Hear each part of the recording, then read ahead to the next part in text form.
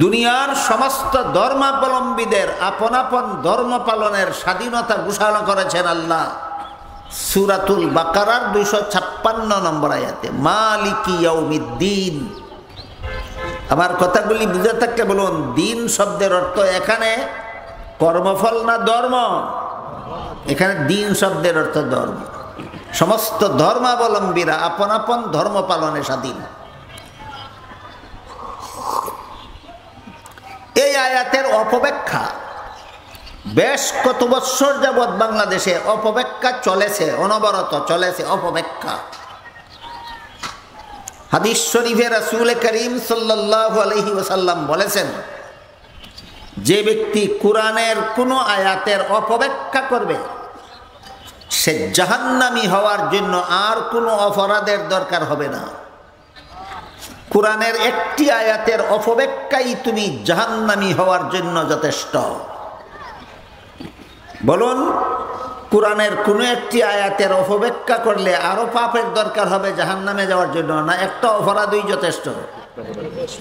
এই লা ইকরাহা ফিদ্দিন আয়াতের অপব্যাখ্যা যুগ যুগান্তর যাবৎ বাংলাদেশে চলেছে।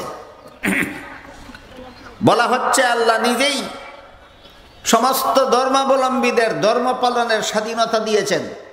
কাজেই আমাদের ধর্মটা, ইসলাম ধর্মটা যেমন ভাবে আল্লাহর কাছে গ্রহণযোগ্য বলেই আমাদের পালন করার স্বাধীনতা দিয়েছেন, তেমনি ভাবে মূর্তি পূজারীদের মূর্তি পূজার ধর্মটাও আল্লাহর কাছে গ্রহণযোগ্য না হলে কি আর তাদেরকে পালন করার স্বাধীনতা দিতেন? এই হইল আয়াতের অপব্যাখ্যা। আয়াতের সঠিক ব্যাখ্যা না অপব্যাখ্যা? তাহলে সঠিক ব্যাখ্যা কোনটা? এবার আসুন সঠিক ব্যাখ্যাটা বোঝার চেষ্টা করি। সূরা আলে ইমরানের 85 নম্বর আয়াতে আল্লাহ বলেছেন, মান ইয়াবতাগি গায়রাল ইসলামি দীনান ফালান ইউকবালা মিনহু ওয়া হুয়া ফিল আখিরাতি মিনাল খাসিরিন। ইসলাম ছাড়া আর কোনো ধর্ম যদি কেউ পালন করে তা কখনো আল্লাহর কাছে গ্রহণযোগ্য নয়, সে পরকালে চিরস্থায়ী জাহান্নামীদের অন্তর্ভুক্ত হবে। কাজেই মূর্তি পূজার ধর্মটা যদি আল্লাহর কাছে গ্রহণযোগ্য না হতো তাহলে কি পালন করার স্বাধীনতা দিতেন? এই মন গড়া ব্যাখ্যাটা কি সঠিক ব্যাখ্যা না অপব্যাখ্যা? এই ব্যাখ্যাটা সূরা আলে ইমরানের 85 নম্বর আয়াতের সরাসরি বিরুদ্ধে যায়। দ্বিতীয় ব্যাখ্যা সাপেক্ষ কথাটি হলো, আমাদের দিন বলতে আল্লাহ এখানে কি বুঝালেন? এ ব্যাপারে আমাদের স্মরণে রাখা দরকার যে আল্লাহ পবিত্র কোরআনের বিভিন্ন আয়াতে দিন শব্দটাকে বিভিন্ন অর্থে ব্যবহার করেছেন। কোরআনের সবগুলি আয়াতে আল্লাহ দিন শব্দকে একই অর্থে ব্যবহার করেননি, বিভিন্ন আয়াতে বিভিন্ন অর্থে ব্যবহার করেছেন। যদি কোরআনের সবগুলি আয়াতে দিন শব্দকে আল্লাহ একই অর্থে ব্যবহার করতেন তাহলে প্রতিটি মুসলমানের জানা থাকতো, সহজে বলতে পারত যে আমার দিন বলতে কি বোঝায়। কিন্তু জনসাধারণ মুসলমান আমার দিন বলতে কি বোঝায় এই প্রশ্নের এক কথায় জবাবই দিতে পারে না। কেন? কারণ দিন শব্দকে আল্লাহ কোরআনের সবগুলি আয়াতে একই অর্থে ব্যবহার করেননি, বিভিন্ন আয়াতে বিভিন্ন অর্থে ব্যবহার করেছেন। যেমন ধরুন, সর্বপ্রথম কোরআনে আল্লাহ দিন শব্দ যে আয়াতে ব্যবহার করেছেন সেটা হলো সূরাতুল ফাতিহার 3 নম্বর আয়াত। এখানে আল্লাহ বলেছেন মালিকি ইয়াউমিদ্দিন। এই আয়াতে আল্লাহ দিন শব্দকে কর্মফল অর্থে ব্যবহার করেছেন। আয়াতের শব্দার্থ হলো কর্মফল দান দিবসের মালিক আল্লাহ। যেহেতু কিয়ামতের দিন আল্লাহ সারা দুনিয়ার সমস্ত মানুষের কর্মফল দান করবেন, এই জন্য কিয়ামতের দিনকে কর্মফল দান দিবস নামে আখ্যায়িত করা হয়েছে। তাই আয়াতের শব্দার্থ হলো কর্মফল দান দিবসের মালিক আল্লাহ, মর্মার্থ হলো কিয়ামতের দিনের মালিক আল্লাহ। তো এখানে দিন শব্দকে কর্মফল অর্থে ব্যবহার করেছে। দুনিয়াতে যত মানুষ যত কর্ম করে, কারো কোনো কর্মের আসল ফলাফল দুনিয়াতে দেওয়া হয় না। সমস্ত মানুষের দুনিয়ার জীবনের যত কর্ম আছে, সকল কর্মের আসল ফল প্রদান করা হবে কিয়ামতের দিন।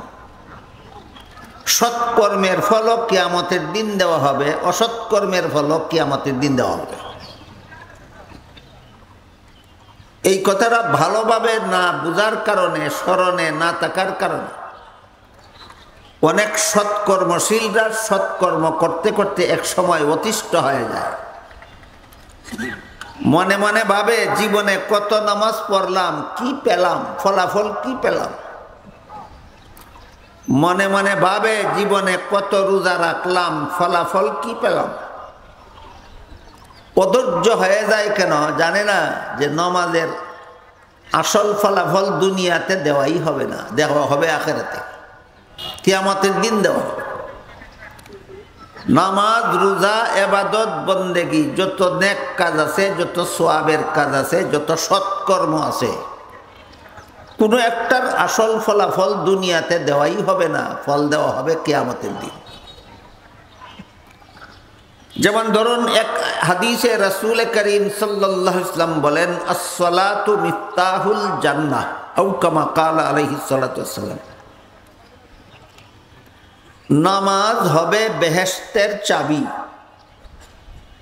এই চাবি দুনিয়াতে কাজে লাগবে না আখিরাতে কাজে লাগবে? তাইলে নামাজ যে আপনি জীবন ভর পড়তেছেন, ফল পাবেন দুনিয়াতেই না পরকালে? দুনিয়াতে আপনি অতিষ্ঠ হয়ে যাবেন কেন? দুনিয়াতে নামাজ পড়তে পড়তে আপনি অধৈর্য হয়ে যাবেন কেন? হাদিস শরীফে রাসূল করিম সাল্লাল্লাহু আলাইহি ওয়াসাল্লাম বলেন, আস-সাওমু জুন্নাতুল লিন-নাস। রোজা হলো জাহান্নাম থেকে বাঁচার হাতিয়ার। জাহান্নাম থেকে বাঁচার প্রয়োজন দুনিয়াতে না আখিরাতে? তাহলে রোজার ফলাফল কবে পাবেন? তো দুনিয়ার জীবনে রোজা রাখতে রাখতে আপনি অধৈর্য হয়ে যাবেন কেন? রোজার ফল তো দুনিয়াতে দেওয়াই হবে না। তাই আমাদের মনে রাখা দরকার, আল্লাহ যে সূরাতুল ফাতিহার ৩ নম্বর আয়াতে বলেছেন কর্মফল দান দিবসের মালিক আল্লাহ, এর মর্ম হলো দুনিয়াতে যত মানুষ যত কর্ম করুক, সকল কর্মের ফলাফল ঘোষণা করা হয় হাসরের মাঠে। এই জন্য হাসরের কিয়ামতের দিনকে, হাসরের মাঠ যেদিন প্রতিষ্ঠিত হবে সেই দিনকে সূরাতুল ফাতিহার ৩ নম্বর আয়াতে আল্লাহ কর্মফল দান দিবস বলেছেন। যেভাবে সৎকর্মের ফল ঘোষণা করা হবে হাসরের মাঠে, তেমনিভাবে অসৎকর্মের ফলও ঘোষণা হবে হাসরের মাঠে।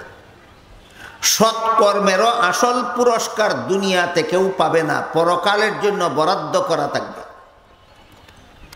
দুনিয়ার জীবনে কেউ অসৎকর্মের আসল সাজাও পাবে না। সকল প্রকার অসৎকর্মের আসল সাজা পরকালের জন্য বরাদ্দ থাকবে এবং উভয় প্রকার ফলাফল ঘোষণা দেওয়া হবে হাসরের মাঠে। উভয় কাজের ফলাফল ঘোষণা দেওয়া হবে কোথায়? হাসরের মাঠে। অসৎকর্মগুলির ব্যাপারে এক হাদিসে রাসূল করিম সাল্লাল্লাহু আলাইহি ওয়াসাল্লাম বলেন, আশাদ্দুন নাসি আযাবান ইয়াউমাল কিয়ামাতি মুসাব্বিরুন আও কামা ক্বালা আলাইহিস সালাতু ওয়াসসালাম। রাসূল বলেন, দুনিয়াতে যারা কোনো প্রাণীর ছবি তুলে তাদের সবচেয়ে বেশি কঠিন শাস্তি হবে হাসরের মাঠে। যারা কোনো প্রাণীর ছবি তুলে তাদের সবচেয়ে কঠিন শাস্তি হবে হাসরের মাঠে। তো হাসরের মাঠে আমি দুনিয়াতে কোনো অপকর্ম করলে হাসরের মাঠে আমার শাস্তি ভোগ করতে হবে, এই ইয়াকিন, এই দৃঢ় বিশ্বাস বর্তমান সমাজের বেশিরভাগ মুসলমানের অন্তর থেকে উঠে গেছে। এই কারণে এই সমাজের মুসলমান চুরি করতে, ডাকাতি করতে পরোয়া করে না, বেপরোয়াভাবেই অপরের সম্পদ আত্মসাৎ করে, ছিনতাই করে, জবরদখল করে, সুদ খায়, ঘুষ খায়, বেপরোয়াভাবেই দলে দলে মুসলমান দুর্নীতি করে, জালিয়াতি করে। কেন? হাসরের মাঠে যে শাস্তিটা করায় গন্ডায় বুক করতে হবে, এই বিশ্বাস তার অন্তর থেকে উধাও হয়ে গেছে।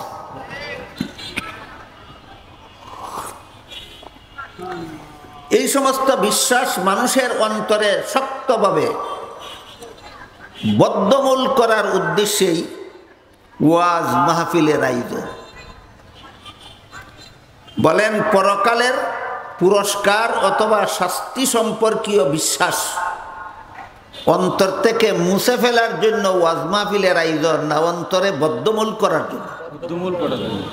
পরকালে যে সৎ কাজের পুরস্কার ঘোষণা করা হবে হাসরের মাঠে, অসৎ কাজের শাস্তির ঘোষণা করা হবে হাসরের মাঠে, এই বিশ্বাস অন্তরে বদ্ধমূল করার জন্যই ওয়াজ মাহফিলের আয়োজন হয়। এটাও আমাদের মনে রাখা দরকার। ওয়াজ মাহফিল কেন? কোন মুসলমান না জানে যে শেষ বিচারের দিন একদল মানুষ জান্নাতে যাবে আর একদল মানুষ জাহান্নামে যাবে। যারা নেক আমল করে মারা যাবে তাদের ঠিকানা হবে জান্নাতে, যারা গুনাহ করে মারা যাবে তাদের ঠিকানা হবে জাহান্নামে। এই কথাটা কোন মুসলমান না জানে? সবাই জানে। তারপরও নামাজ রোজায় অবহেলা কেন? হারাম কাজে এত উৎসাহী কেন? অন্তরে বদ্ধমূল নয়, অন্তর থেকে শেষ বিচারের হিসাব নিকাশের কথা অন্তর থেকে মুছে গেছে। এই মুছে যাওয়া মহামূল্যবান অনুভূতি অন্তরে আবার মজবুতভাবে বদ্ধমূল করার জন্যই সকল প্রকার ওয়াজ মাহফিলের আয়োজন হয়। এই ওয়াজ মাহফিলের আলোচ্য বিষয় হলো তিনটা। যে মাহফিল ওয়াজ মাহফিল নামে ইসলামী সম্মেলনের নামে আয়োজন হয়, অথচ তিন বিষয়ের কোনো একটা বিষয় আলোচনা না হয়, সেই ওয়াজ মাহফিল নয়। ওয়াজ মাহফিলের নামে একটা শোডাউন ছাড়া আর কিছু নয়। ওয়াজ মাহফিলের তিনটা আলোচ্য বিষয় আছে, এইগুলি যে মাহফিলে আলোচনা হয় না, সেই ওয়াজ মাহফিল নয়। ওয়াজ মাহফিল এর নামে শোডাউন, ওয়াজ মাহফিলের নামে শোডাউন। আপনারা কি ওয়াজ মাহফিলেই চান, না এর নামে একটা শোডাউন চান? তাহলে মনে রাখতে হবে ওয়াজ মাহফিলের আলোচ্য বিষয় তিনটা। এক নম্বর, হালাল হারামের বিধান আলোচনা করা ওয়াজ মাহফিলের আলোচ্য বিষয়। হালাল হারামের বিধান আলোচনা ওয়াজ মাহফিলের একটা আলোচ্য বিষয়। দ্বিতীয় আলোচ্য বিষয় হলো হালাল হারামের বিধান পালন করলে কি পুরস্কার দেবেন আল্লাহ পরকালে, সেই পুরস্কারের আলোচনা। তৃতীয় আলোচ্য বিষয় হলো আল্লাহর বিধান লঙ্ঘন করলে পরকালে কি ভয়ঙ্কর শাস্তি ভোগ করতে হবে, সেই শাস্তির বিবরণ ওয়াজ মাহফিলের ৩ নম্বর আলোচ্য বিষয়। মেহেরবানি করে জীবনে কোনোদিন ভুলে যাবেন না। ওয়াজ মাহফিলের আলোচ্য বিষয় তিনটা: আল্লাহর বিধানের আলোচনা করা, বিধান পালনের পুরস্কার, বিধান লঙ্ঘনের শাস্তি। 3 বিষয় ওয়াজ মাহফিলের আলোচ্য বিষয়। ওয়াজ মাহফিলের নামে আয়োজন করার পর আল্লাহর কোনো হালাল হারামের বিধানেরই যদি আলোচনা না হয়, আল্লাহর বিধান পালনের পুরস্কারের আলোচনাই যদি না হয়, আল্লাহর বিধান লঙ্ঘনের আলোচনাই যদি লঙ্ঘনের শাস্তির আলোচনাই যদি না হয়, সেটা ওয়াজ মাহফিল নয়, ওয়াজের নামে অন্য কিছু।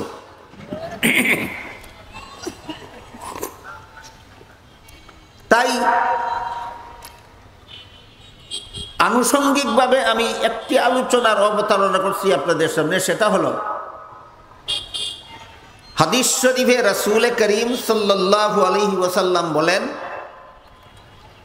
যে ব্যক্তি কোনো প্রাণীর ছবি তুলবে তার সবচেয়ে কঠিন শাস্তি হবে হাসরের মাঠে। হাসরের মাঠে শাস্তিটা সবচেয়ে কঠিন হবে। তাহলে প্রাণীর ছবি তোলা হারাম, এটা আল্লাহর বিধান। কার বিধান? আল্লাহর বিধান। যেমন ভাবে শূকরের গোশত খাওয়া হারাম, আল্লাহর বিধান। আপনারা কি জানেন আল্লাহর বিধানে শূকরের গোশত খাওয়া হারাম? জানেন? কিন্তু যে আয়াতে আল্লাহ বলেছেন শূকরের গোশত খাওয়া হারাম, সেই আয়াতেই বিপদগ্রস্তের জন্য হালাল ঘোষণা করেছেন। যেই লোকটা হালাল খাদ্য না খেতে মরণাপন্ন হয়ে গেছে, এখনো যদি তাকে খাদ্য দেওয়া না হয় তাহলে সে মরেই যাবে। এমন লোকটাকে যদি কোনো বিধর্মী বলে যে আমার কাছে শূকরের গোশত আছে, খেয়ে প্রাণ বাঁচাতে পারো, তার জন্য এই মুহূর্তে না খাইলে প্রাণ যাবে, প্রাণ রক্ষার জন্য এই মুহূর্তে তার জন্য শূকরের গোশত খাওয়া হালাল। বুঝে থাকলে বলুন, সাধারণতই হালাল না ঠেকাবশত হালাল? ঠিক তেমনি ভাবে প্রাণীর ছবি তোলা সাধারণ সর্বদাই হারাম, শুধু ঠেকাবশত হালাল। প্রাণীর ছবি তোলা সর্বাবস্থায় হারাম, শুধু ঠেকাবশত হালাল। ছবি তোলার ঠেকার উদাহরণ, ধরুন আপনি হজে যাবেন, পাসপোর্ট ছাড়া যেতে পারবেন? পাসপোর্ট করা যাবে ছবি ছাড়া?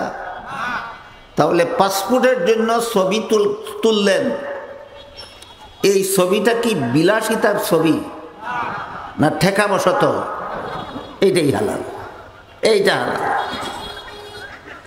প্রাণীর ছবি তোলা সর্বাবস্থাতেই হারাম, শুধু ঠেকাবশত হালাল।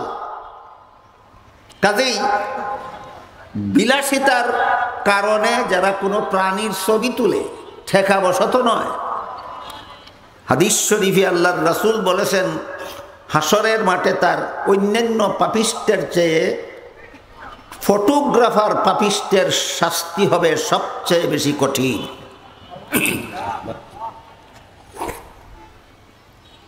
কঠিন শাস্তির বিবরণ হাদিস শরীফে আল্লাহর রাসূল দিয়েছেন। রাসূল বলেন, যারা ছবি তুলে, ঠেকা সারা যারা ছবি তুলে, এদেরকে যখন আল্লাহ হাসরের মাঠে জীবিত করে দাঁড় করাবেন, যে ছবিগুলি সারা জীবনে তুলেছিল সেই ছবিগুলিকেও আল্লাহ হাসরের মাঠে উঠাবেন। তারপর যে ছবি তুলেছিল তাকে জিজ্ঞাসা করবেন, এই ছবি কে তুলেছিল? সে বলবে আমি তুলেছিলাম। আল্লাহ জিজ্ঞাসা করবেন, ছবিটার তো চোখ আছে দেখা যায়, কিন্তু সে দেখে না কেন? সে বলবে চোখ থাকলেই দেখা যায় না, প্রাণ লাগে দেখতে। তার যেহেতু প্রাণ নাই, এই জন্য চোখ থাকা সত্ত্বেও দেখে না। আল্লাহ জিজ্ঞাসা করবেন, তার তো মুখ আছে, তুমি যে ছবিটা তুলছো ছবির তো মুখ আছে, কথা বলে না কেন? সে বলবে মুখ থাকলেই কথা বলা যায় না, প্রাণ থাকতে হয়। ওর প্রাণ নাই, এই জন্য মুখ থাকা সত্ত্বেও কথা বলে না। আল্লাহ জিজ্ঞাসা করবেন, তার তো হাত আছে দেখা যায়, ধরে না কেন?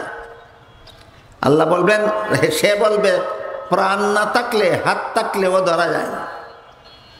আল্লাহ জিজ্ঞেস করবেন, তার তো পা আছে, হাঁটে না কেন? সে বলবে প্রাণ না থাকলে পা থাকলেও হাঁটা যায় না। তখন আল্লাহ বলবেন, নবী আর নায়েবে নবীগণ ঘোষণা করেছিলেন ছবি তোলা হারাম, মানলি না কেন? এখন প্রাণ দিয়ে তার চোখে দেখাবি, তার মুখে কথা বলাবি, তার কানে শোনাবি, না পারলে জাহান্নামে যাবি। এই হলো ছবি তোলা যে আল্লাহর বিধানে হারাম, লঙ্ঘন করার এই হলো শাস্তি। বলেন ছবি তোলার শাস্তিটা আল্লাহ কবে দেবেন? হাসরের মাঠে। এই জন্য বলেছেন মালিক ইয়াউমিদ্দিন, কিয়ামতের দিন হলো কর্মফল দেওয়ার দিন। সেই দিন বুঝবা বিলাসিতার ছবি তোলা কত মজা।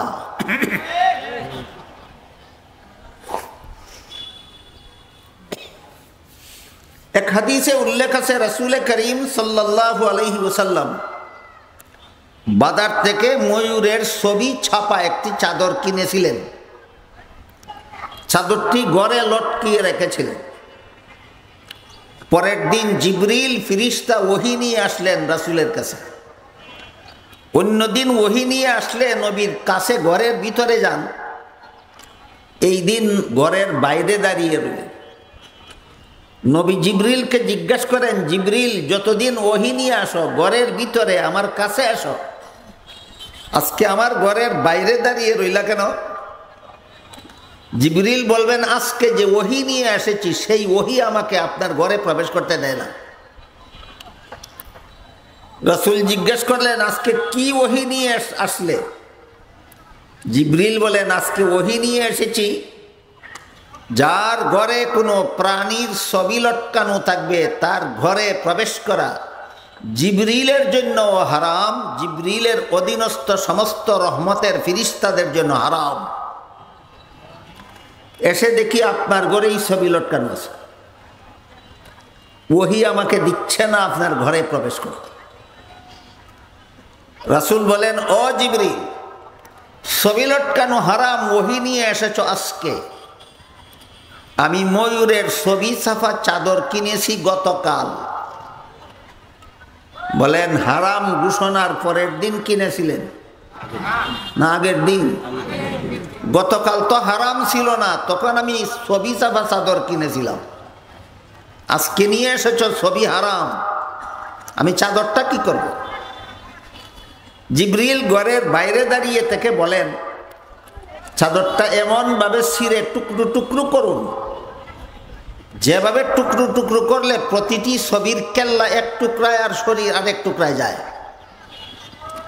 জিবরিলের কথা মতো রাসূল নিজের পয়সার কিনা চাদরটা তাই করলেন। এরপর জিবরিল ফিরিস্তা মুহাম্মাদুর রাসূলুল্লাহর ঘরে প্রবেশ করে বললেন, আজকের থেকে কিয়ামত পর্যন্ত যার ঘরে কোনো প্রাণীর ছবি লটকানো থাকবে আমি জিবরিলও তার ঘরে ঢুকবো না, আমার অধীনস্থ কোনো রহমতের ফিরিস্তা তার ঘরে ঢুকবে না। তাহলে ছবি হারাম, এটা আল্লাহর বিধান কিনা? বিধান। লঙ্ঘন করলে কিয়ামতের দিন সবচেয়ে বেশি কঠিন শাস্তি হবে কিনা?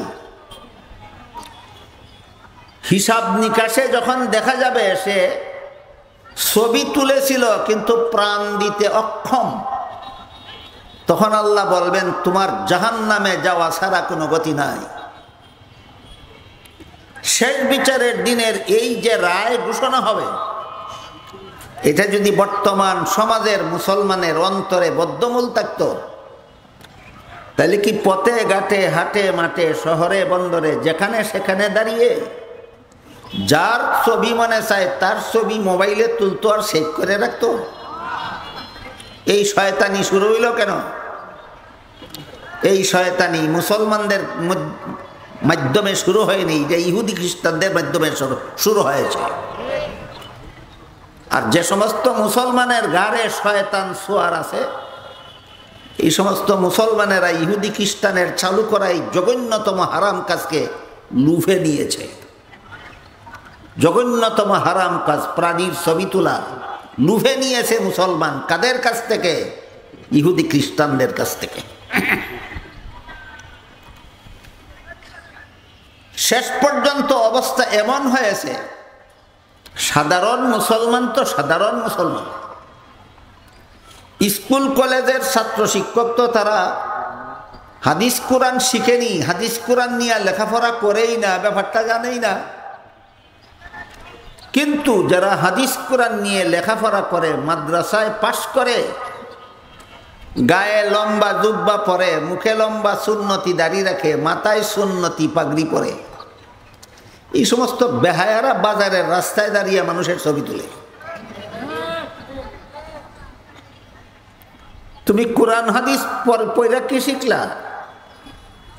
তুমি মাদ্রাসায় পড়ে কি শিখলা? তুমি আলেম হইয়া শিখলা নাকি? তুমি তো আলেম রূপী শয়তান।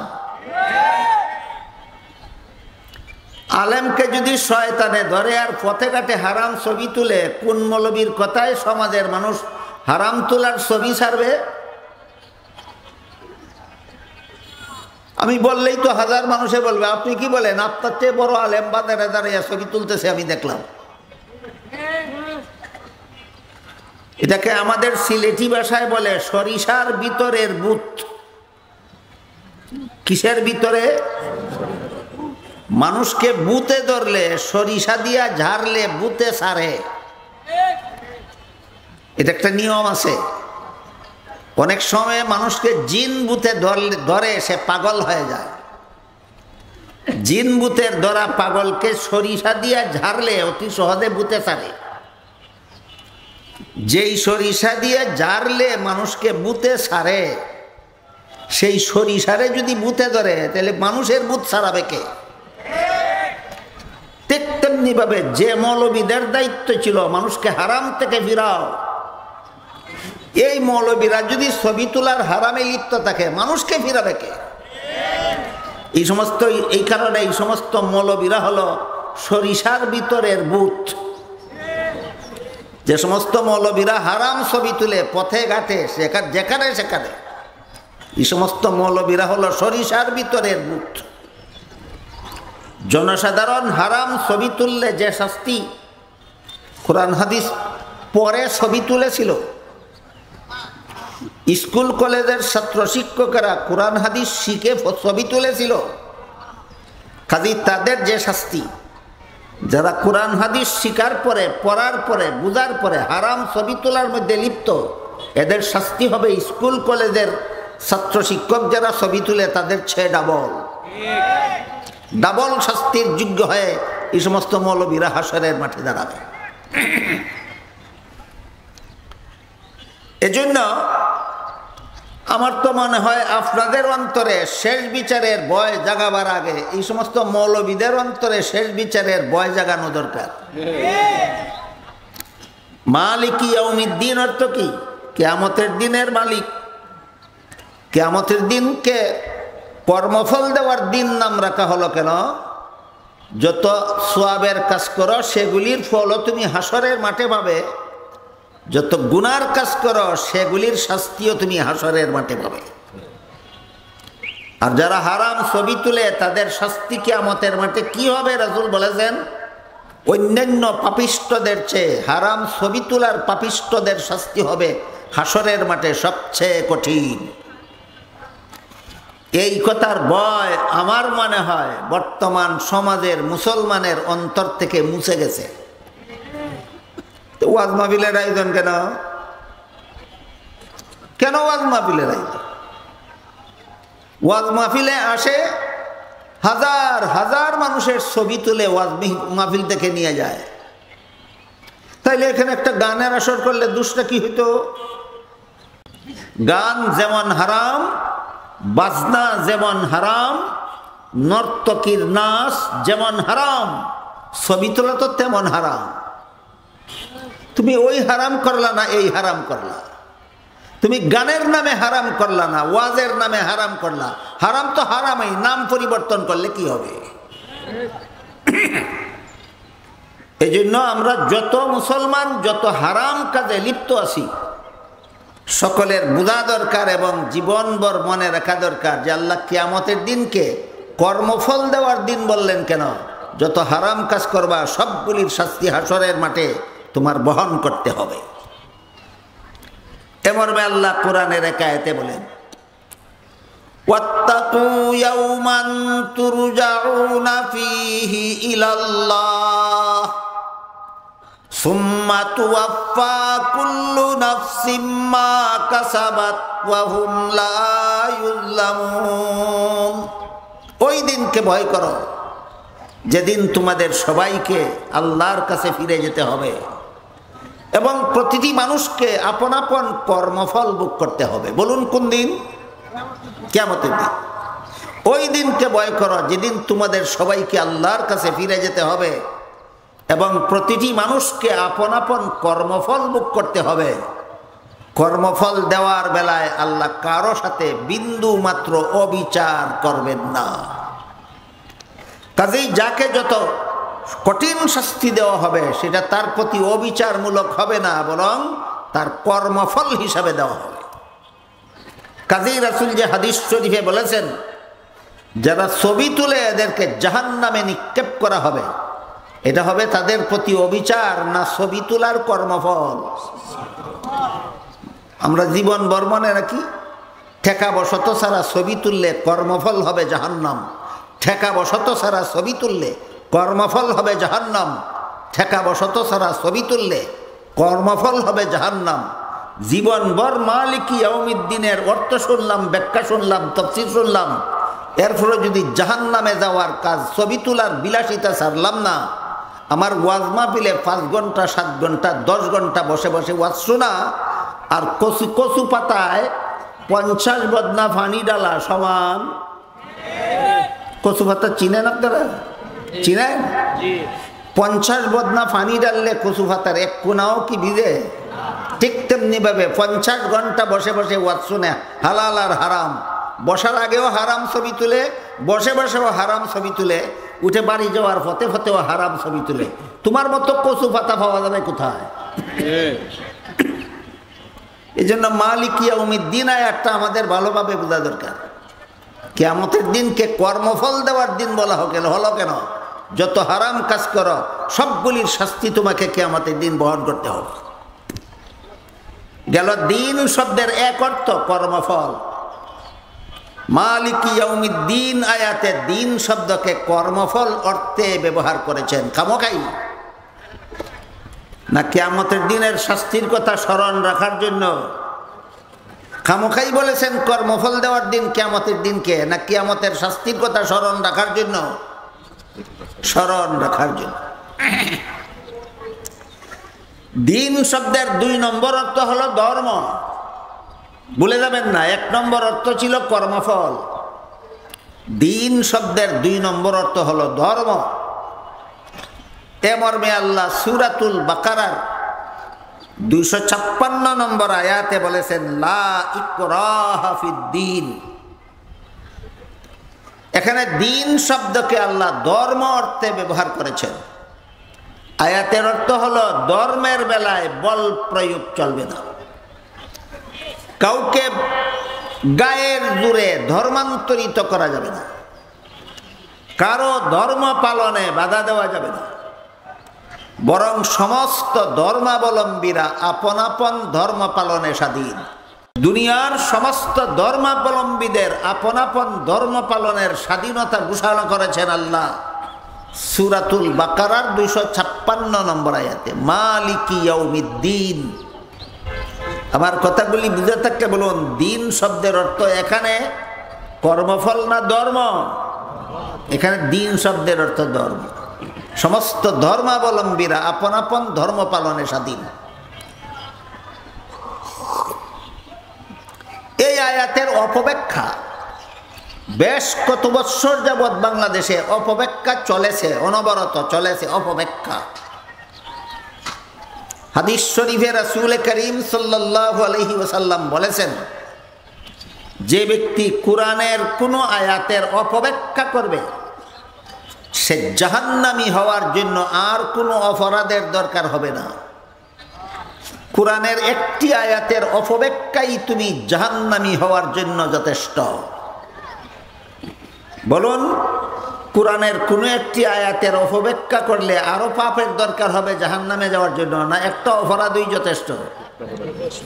এই লা ইকরাহা ফিদ্দীন আয়াতের অপব্যাখ্যা যুগ যুগান্তর যাবৎ বাংলাদেশে চলেছে।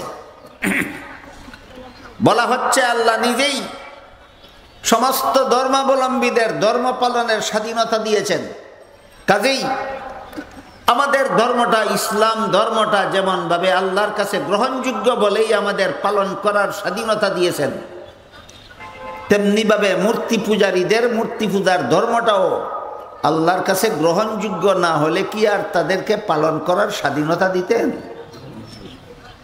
এই হইল আয়াতের অপব্যাখ্যা। আয়াতের সঠিক ব্যাখ্যা না অপব্যাখ্যা? তাহলে সঠিক ব্যাখ্যা কোনটা? এবার আসুন সঠিক ব্যাখ্যাটা বোঝার চেষ্টা করি। সূরা আলে ইমরানের 85 নম্বর আয়াতে আল্লাহ বলেছেন, মাই ইয়াবতাগি গায়রাল ইসলামি দীনান ফালান ইউকবালা মিনহু ওয়া হুয়া ফিল আখিরাতি মিনাল খাসিরিন। ইসলাম ছাড়া আর কোনো ধর্ম যদি কেউ পালন করে তা কখনো আল্লাহর কাছে গ্রহণযোগ্য নয়, সে পরকালে চিরস্থায়ী জাহান্নামীদের অন্তর্ভুক্ত হবে। কাজেই মূর্তি পূজার ধর্মটা যদি আল্লাহর কাছে গ্রহণযোগ্য না হতো তাহলে কি পালন করার স্বাধীনতা দিতেন? এই মন গড়া ব্যাখ্যাটা কি সঠিক ব্যাখ্যা না অপব্যাখ্যা? এই ব্যাখ্যাটা সূরা আলে ইমরানের 85 নম্বর আয়াতের সরাসরি বিরুদ্ধে যায়। সূরা আলে ইমরানের 85 নম্বর আয়াতের সরাসরি বিরুদ্ধে যায়। জ্বলন্ত প্রমাণ। তুমি কোরআনের মন গড়া ব্যাখ্যা করো, তোমার মতো পাপিষ্টের জাহান্নামে যাওয়ার জন্য আর কোনো পাপ লাগবে না, একটাই যথেষ্ট।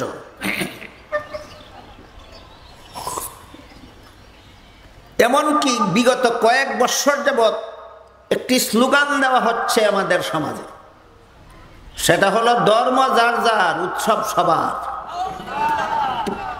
শুনেছেন কোনোদিন কেউ? এই স্লোগান দেওয়া হচ্ছে, ধর্ম যার যার, উৎসব সবার। আমি যদি একটু সময়ের জন্য স্লোগানটা মেনে নেই, ধর্ম যার যার, উৎসব সবার, এই স্লোগানের অধীনে মুসলমানদেরকে টেনে নেওয়া হয় হিন্দুদের দুর্গা পূজার অনুষ্ঠানে মিষ্টি খেতে। একটু সময়ের জন্য যদি আমি স্লোগানটা মেনে নেই আর বলি ঠিক আছে, তোমরা যদি হিন্দুদের দুর্গা পূজার মিষ্টি খেতে যাও তাহলে হিন্দুদেরও তোমাদের ঈদুল আজহার গরুর গোশত খাওয়াও, যেহেতু ধর্ম যার যার, উৎসব সবার। মুসলমান দুর্গা পূজার মিষ্টি খেতে যায় কিন্তু কোনো হিন্দুকে কুরবানির গরুর গোশত খাওয়াবার কথা বলে না। তাহলে স্লোগানটা কি বাস্তবিকই নিরপেক্ষ না শয়তানি? এই স্লোগানটা শয়তানি ছাড়া আর কিছু নয়। কেউ যদি বলে কৃষিকাজ যার যার, ফসল সবার, কেউ যদি বলে ব্যবসা যার যার, মুনাফা সবার, কেউ যদি বলে চাকুরি যার যার, বেতন সবার, মানবে কোনো পাগল? আর কোনো ছাগলে যদি কয় বিয়া যার যার, বউ সবার, এর মতো ছাগল যেমন দুনিয়াতে আর দ্বিতীয়টা নাই, ঠিক তেমনি ভাবে যারা বলে ধর্ম যার যার, উৎসব সবার, এর মতো ছাগল দুনিয়াতে আর দ্বিতীয়টা নাই।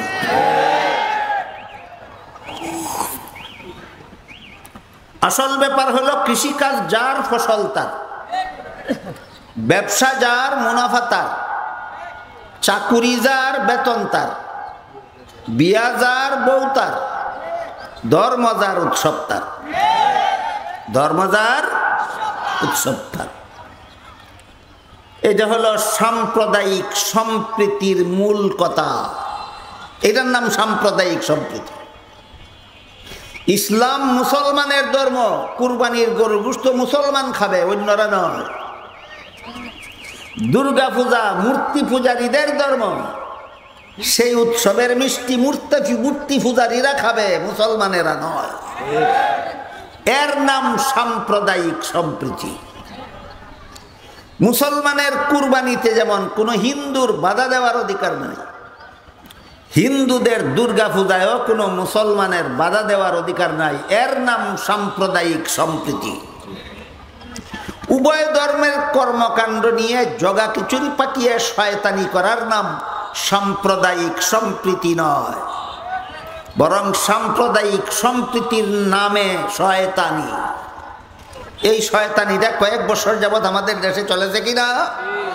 শুধু লা ইকরাহা ফিদ্দীন আয়াতের মন গড়া ব্যাখ্যার আশ্রয়ে, বিশুদ্ধ ব্যাখ্যা আলোচনার অভাবে। এবার আপনাদের মনে প্রশ্ন জাগতে পারে, যেহেতু আল্লাহ সূরা আলে ইমরানের 85 নম্বর আয়াতে বলে দিয়েছেন একমাত্র ইসলাম ছাড়া আর কোনো ধর্মই আল্লাহর কাছে গ্রহণযোগ্য নয়। তবে কেন সূরাতুল বাকারার 256 নম্বর আয়াতে পালন করার অধিকার দিলেন?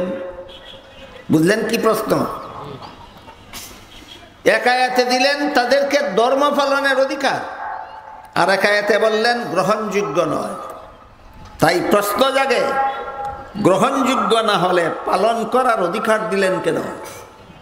আর পালন করার অধিকারই যদি দিলেন তাহলে গ্রহণযোগ্য হবে না কেন?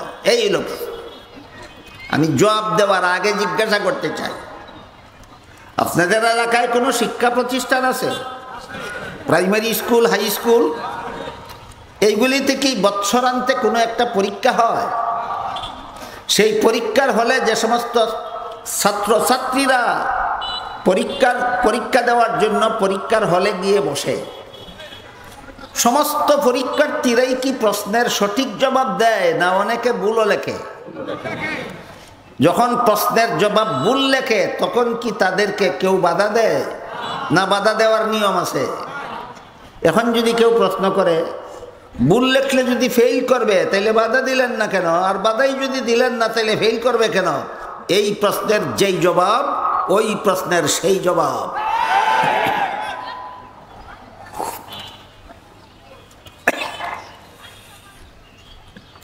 যাদের পেটে পেটে শয়তানি, প্রশ্নের বেড়াজাল সৃষ্টি করতে তারা বড় পটু। এই জন্য এই সমস্ত শয়তানি যাদের পেটে পেটে আছে, এদের এই শয়তানি চক্রান্ত ভেঙ্গে দেওয়ার মতো করে কথাগুলি বুঝতে হবে। পরীক্ষার হলে প্রশ্নের জবাব ভুল লেখলে যেভাবে নিশ্চিত ফেল করবে, তারপরও বাধা দেওয়ার নিয়ম নাই, ঠিক তেমনি ভাবে ইসলাম ছাড়া আর কোনো ধর্ম পালন করলে নিশ্চিত জাহান্নামী হবে, তারপরও বাধা দেওয়ার নিয়ম নাই। পরীক্ষার হলে পরীক্ষার্থী প্রশ্নের জবাব ভুল লেখলে বাধা দেব না কেন? পাশ করবে এই জন্য, না নিয়ম নাই এই জন্য? ঠিক তেমনি ভাবে দুনিয়াতে কেউ ইসলাম ছাড়া আর কোনো ধর্ম পালন করলে গ্রহণযোগ্য হবে এই জন্য বাধা দেব না, না নিয়ম নাই সেজন্য বাধা দেব না? এই সুযোগে যদি কোনো পরীক্ষার্থী ছাত্র ইচ্ছা মতো প্রশ্নের ভুল লেখে, প্রশ্নের জবাব ভুল লেখে, যেহেতু কেউ বাধা দেওয়ার নাই, তাই ইচ্ছা মতো যদি কেউ ভুল লেখে, তাহলে যেভাবে তার কপালে পরীক্ষার ফলাফল গুড়ার ডিম ছাড়া আর কিছু নাই, ঠিক তেমনি ভাবে এই সুযোগে যদি দুনিয়াতে কেউ ইসলাম ছাড়া আর কোনো ধর্ম পালন করে, আল্লাহ বলেন ফাহুয়া ফিল আখিরাতি মিনাল খাসিরিন, আখিরাতে তোমার কপালেও জাহান্নাম ছাড়া আর কিছু নাই। কাজেই ধর্ম সম্পর্কে এই কথাগুলিও আমাদের সমাজের মানুষের বুঝে নেওয়া দরকার, জীবনভর মনে রাখা দরকার। যাদের পেটে পেটে শয়তানি, এরা যেন আপনাদেরকে এই শয়তানি জালে আক্রান্ত করতে না পারে। দিন শব্দের 1 নম্বর অর্থ কর্মফল, যা মালিকি ইয়াউমিদ্দিন আয়াতে এই অর্থে ব্যবহৃত হয়েছে। দিন শব্দের 2 নম্বর অর্থ ধর্ম, যা লা ইকরাহা ফিদ্দিন আয়াতে দিন শব্দকে আল্লাহ ধর্ম অর্থে ব্যবহার করেছেন। দিন শব্দের 3 নম্বর অর্থ ইসলামের বিশুদ্ধ মতবাদ। ইসলামী পরিভাষায় বলে ইসলামের সহি আকীদা। আপনারা আগে বলুন, সহি আকীদা বললে ভালোভাবে বুঝেন না ইসলামের বিশুদ্ধ মতবাদ বললে ভালোভাবে বুঝবেন? সহি আকীদা। সূরা শুরার 13 নম্বর আয়াতে আল্লাহ বলেছেন আকিমুদ্দিন। এখানে দিন শব্দের অর্থ কর্মফল নয়, দিন শব্দের অর্থ ধর্মও নয়। এখানে দিন শব্দকে আল্লাহ ইসলামের সহি আকীদা অর্থে ব্যবহার করেছেন। তাই আকিমুদ্দিনের অর্থ হলো ইসলামের সহি আকীদায় অটল থাকো, ইসলামের বিশুদ্ধ মতবাদে অটল থাকো। আয়াত আল্লাহ কেন নাজিল করেছিলেন? স্বয়ং রাসূলের যুগেও অনেক লোক এমন ছিল যারা দাবি করত ধর্ম তাদের ইসলাম, কিন্তু আকীদা পোষণ করত বাতিল।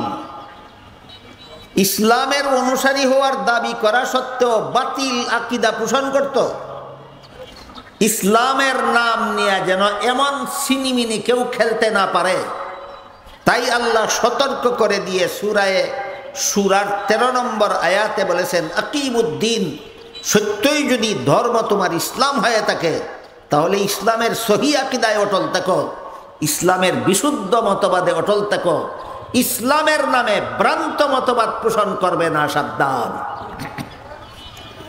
এবার বুঝা থাকলে বলুন সূরার 13 নম্বর আয়াতে যে আল্লাহ বলেছেন আকিমুদ্দিন, এখানে দিন অর্থ কর্মফল না দিন অর্থ ধর্ম না দিন অর্থ ইসলামের সহি আকীদা? ইসলামের সহি আকীদা। আমাদের বর্তমান সমাজেও লক্ষ লক্ষ মুসলমান আছে যারা ইসলামের নামে ভ্রান্ত মতবাদ পোষণ করে, মনে করে আমার ধর্ম ইসলাম, দাবি করে আমার ধর্ম ইসলাম, আর আকীদা পোষণ করে ভ্রান্ত মতবাদে বিশ্বাসী।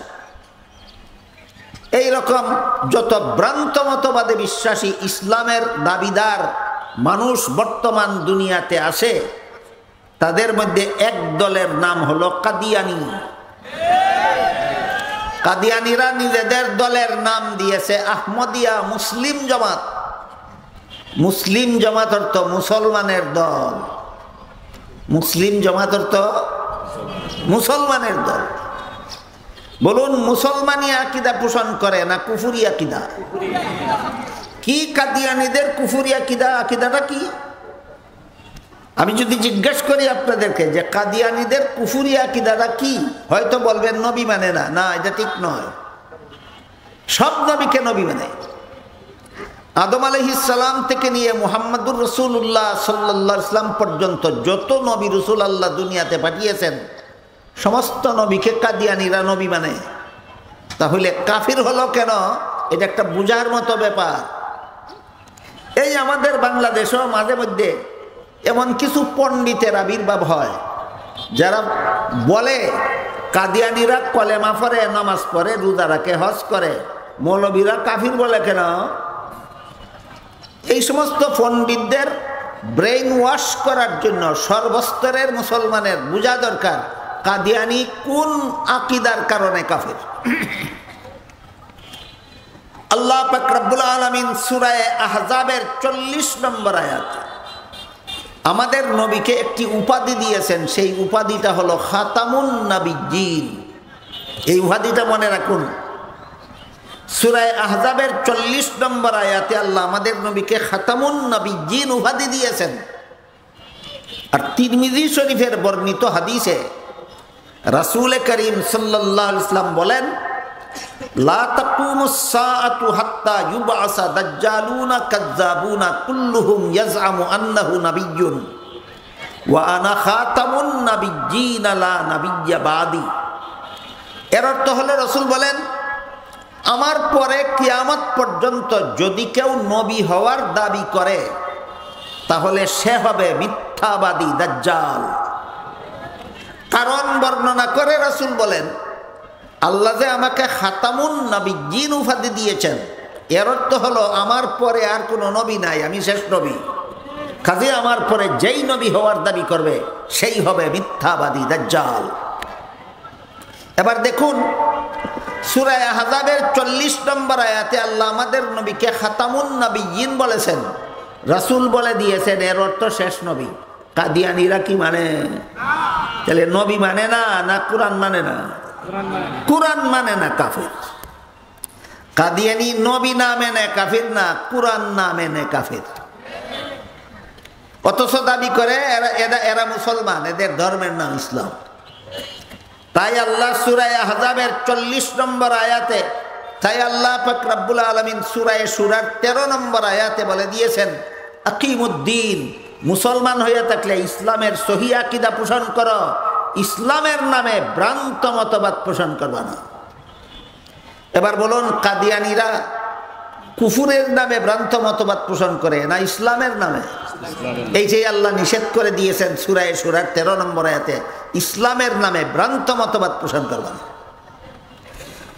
ভ্রান্ত মতবাদের দুইটা স্তর আছে। একটা স্তর হইল এমন ভ্রান্ত মতবাদ যে ভ্রান্ত মতবাদে বিশ্বাসী হওয়ার কারণে মুসলমান আর মুসলমান থাকে না, কাফের হয়ে যায়। এর উদাহরণ হইল কাদিয়ানী। এর উদাহরণ হলো কাদিয়ানী। আরেক প্রকারের ভ্রান্ত মতবাদ আছে, যেই ভ্রান্ত মতবাদ কোনো মুসলমান অন্তরে পোষণ করলে কাফেরও হয় না, নির্ভেজাল মুসলমানও থাকে না। কাফেরও হয় না, নির্ভেজাল মুসলমানও থাকে না, বরং সে হয় একজন মুসলমান নামের ভেজাল। এটাও ভ্রান্ত মতবাদ। যেমন ধরুন, এক গ্লাস দুধ, এর মধ্যে যদি আপনি 1 চামচ কেরোসিন তেল ঢেলে দেন, কি পরিমাণ দুধ? 1 গ্লাস দুধ। কেরোসিন তেল কি পরিমাণ? 1 চামচ। সম্পূর্ণটাই কেরোসিন তেল হয়ে গেল না অধিকাংশ বেশিরভাগ দুধ রইল? বেশিরভাগ দুধ রইল। এবার বলুন, এই দুধটা কি পান করা যাবে? কেন? এটা নির্ভেজাল দুধ না, এটা ভেজাল, পান করার যোগ্য নয়। ঠিক তেমনি ভাবে কিছু মানুষ এমন আছে যারা এমন ভ্রান্ত মতবাদ পোষণ করে যে একেবারে সম্পূর্ণটাকে কেরোসিনও বলা যায় না, আর কিছু কেরোসিন মিশ্রিত হওয়ার কারণে বেশি অংশ দুধ থাকা সত্ত্বেও তা পান করা যায় না। এর একটি উদাহরণ দিচ্ছি।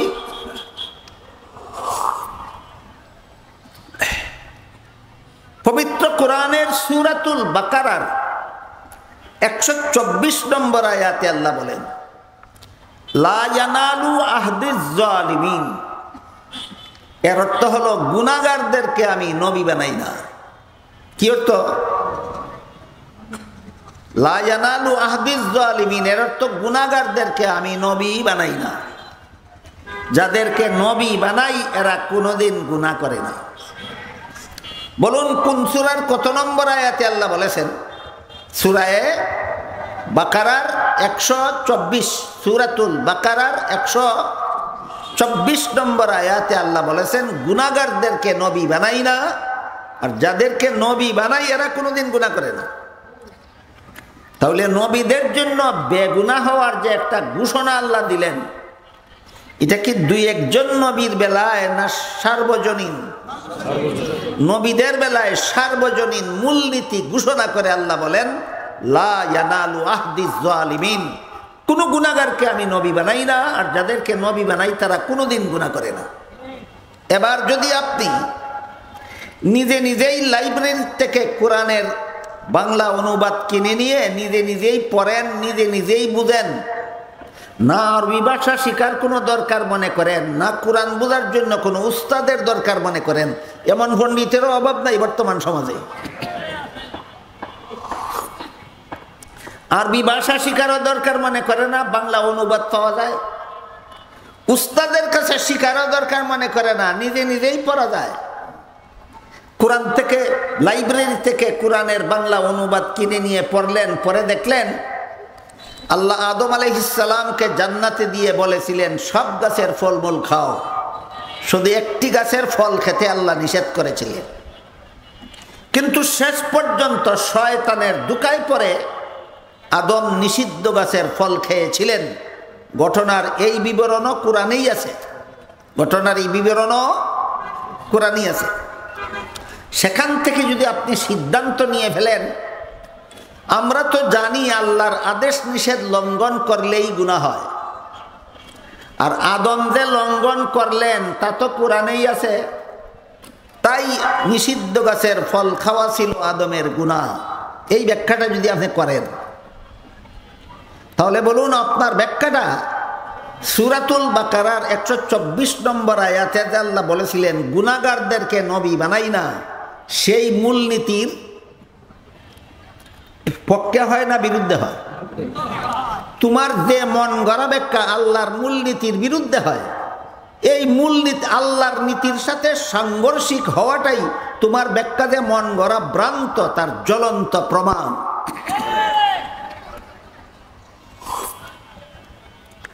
তাহলে জান্নাতে আদমের নিষিদ্ধ গাছের ফল খাওয়ার সহি ব্যাখ্যা কি? সাথে সাথেই প্রশ্ন জাগে, তাহলে জান্নাতে আদমের নিষিদ্ধ গাছের ফল খাওয়ার সহি ব্যাখ্যা কি? সেটা আমি একটু পরে বলি। এর আগে বলতে চাই, মুসলমান সমাজে মাঝে মধ্যে ফাঁকে ফুঁকে যে সমস্ত স্বঘোষিত পণ্ডিতেরা বিভিন্ন নবীর জীবনের বিভিন্ন ঘটনার মন গড়া ব্যাখ্যার মাধ্যমে নবীগণকে গুনাহগার সাব্যস্ত করে বেড়ায়। এই অপব্যাখ্যা এদের নিজেদের মস্তিষ্ক প্রসূত নয়। এই সবগুলি পণ্ডিতের নবীদের বেলায় এই সমস্ত অপব্যাখ্যা খ্রিস্টানদের কাছ থেকে আমদানিকৃত। নবীগণকে গুনাহগার সাব্যস্ত করা ইসলামী আকীদা নয়, খ্রিস্টানি আকীদা। এর একটা প্রমাণ শুনুন। বাংলাদেশের স্বাধীনতা লগ্ন থেকে খ্রিস্টানদের একটা সংগঠন আমাদের বাংলাদেশের তাদের ধর্ম প্রচারের কাজ চালিয়ে যাচ্ছে। সংগঠনটার নাম হলো খ্রিস্টান মিশনারি বাংলাদেশ। তারা বাংলা ভাষাভাষীদের মধ্যে তাদের ধর্ম প্রচারের জন্য অনেকগুলি বই পুস্তক বাংলা ভাষায় রচনা করেছে। এর মধ্যে খ্রিস্টানদের, বাংলা ভাষাভাষী খ্রিস্টানদের লিখিত একটি বইয়ের নাম আছে কোরআনের আলোকে বেহেশতে যাওয়ার পথ। এটা কোনো আলেমের লেখা নয়, এটা কোনো মুসলমানের লেখা নয়, খ্রিস্টানদের লেখা বই, অথচ নাম দিয়েছে কোরআনের আলোকে বেহেশতে যাওয়ার পথ। সেই বইয়ে খ্রিস্টানেরা লিখেছে প্রথম নবী আদম প্রথম পাপিষ্ট। কি ছিল তার পাপ? জান্নাতে নিষিদ্ধ গাছের ফল খাওয়া ছিল আদমের পাপ। তারপর সেই বইয়ে লেখে এই পাপিষ্ট আদমের বংশে যত নবী জন্মগ্রহণ করেছে সবগুলি নবী জন্মগত পাপিষ্ট। কি ছিল তাদের পাপ?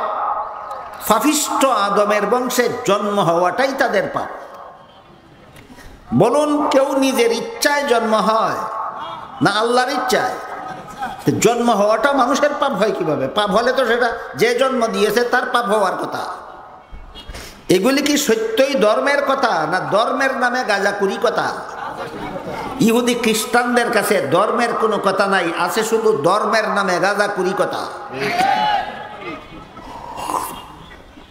তারপরে লেখে ওই বইয়ে, শেষ পর্যন্ত আল্লাহ একজন নবীকে নিষ্পাপ বানাবার জন্য তাকে আর পাপিষ্ট আদমের বংশে জন্ম না দিয়ে আল্লাহ নিজের ঔরসে জন্ম দিলেন। তিনি হলেন হযরত ঈসা আলাইহিস সালাম। এই একজন নবী বেগুনাহ হলেন আল্লাহর ঘরে জন্ম হওয়ার কারণে, আর বাকি সবগুলি নবী পাপিষ্ট আদমের বংশে জন্ম হওয়ার কারণে পাপিষ্ট।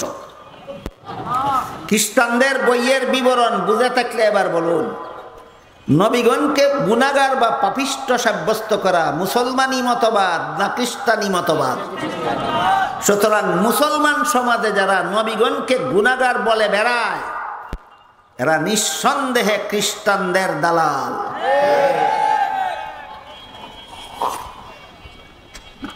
আল্লাহ যে সূরার 13 নম্বর আয়াতে বললেন আকিমুদ্দিন, ইসলামের সহিহ আকীদায় অটল থেকো। এবার বলুন, ধর্ম আমার ইসলাম দাবি করার পরও কোনো নবীকে গুনাহগার বললে ইসলামের সহিহ আকীদায় অটল রইল না ইসলামের নামে ভ্রান্ত মতবাদ? নবীগণকে গুনাহগার সাব্যস্ত করা ইসলামের নামে ভ্রান্ত মতবাদ। এই মতবাদ ইসলামে নাই। যারা প্রচার করে বেড়াচ্ছে এরা খ্রিস্টানদের কাছ থেকে আমদানি করেছে। এবার আমরা বোঝার চেষ্টা করি, তাহলে জান্নাতে আদমের নিষিদ্ধ গাছের ফল খাওয়ার সহি ব্যাখ্যা কি? মনে আছে কথা? জান্নাতে আদমের নিষিদ্ধ গাছের ফল খাওয়ার সহি ব্যাখ্যা কি? ইসলামের বিশুদ্ধ মতবাদে বিশ্বাসী যে সমস্ত মুফাসসিরিনে কেরাম বিগত 1300 বছরে পবিত্র কোরআনের যত তফসিরের কিতাব লিখেছেন, প্রায় সবগুলি তফসিরের কিতাবে জান্নাতে আদমের নিষিদ্ধ গাছের ফল খাওয়ার একাধিক সহি ব্যাখ্যা লেখা আছে, বিভিন্ন সহি ব্যাখ্যা লেখা আছে। এর মধ্যে থেকে একটা সহি ব্যাখ্যা আজকের মতো আমি আপনাদের শোনাই। সেটা হলো, মানুষের কোনো কাজে সওয়াব হয়, কোনো কাজে গুনাহ হয়, দুনিয়ার জীবনে, জান্নাতি জীবনে নয়। মানুষের কোনো কাজে সওয়াব হয়, কোনো কাজে গুনাহ হয়, কোন জীবনে? দুনিয়ার জীবনে। জান্নাতি জীবনের কোনো কাজে সওয়াব নাই, গুনাহ নাই। এবার বলুন, আদম নিষিদ্ধ গাছের ফল খেয়েছিলেন কোন জীবনে? এর সাথে সওয়াবেরও কোনো সম্পর্ক নাই, এর সাথে গুনাহরও কোনো সম্পর্ক নাই। আরেকটি উদাহরণ দিচ্ছি, কোন মুসলমানের জন্য একত্রে 4-এর বেশি স্ত্রী রাখা হালাল, জানেন আপনারা না হারাম? কোন মুসলমানের জন্য 1-এর বেশি স্ত্রী একত্রে রাখা হালাল, জানেন না হারাম? হালাল, হারাম। হাদিস শরীফে আল্লাহ রসুল বলেছেন, জান্নাতে এক একজন মুসলমানকে কমপক্ষে 72 জন স্ত্রী দেওয়া হবে। 4-এর বেশি রাখা যেখানে হারাম, 72 জন হালাল হইল কিভাবে? এই প্রশ্নের যেই জবাব, জান্নাতে আদমের নিষিদ্ধ গাছের ফল খাওয়া গুনাহ হলো না কেন, ওই প্রশ্নের সেই জবাব। ক্লিয়ার হইছে? হইছে ক্লিয়ার?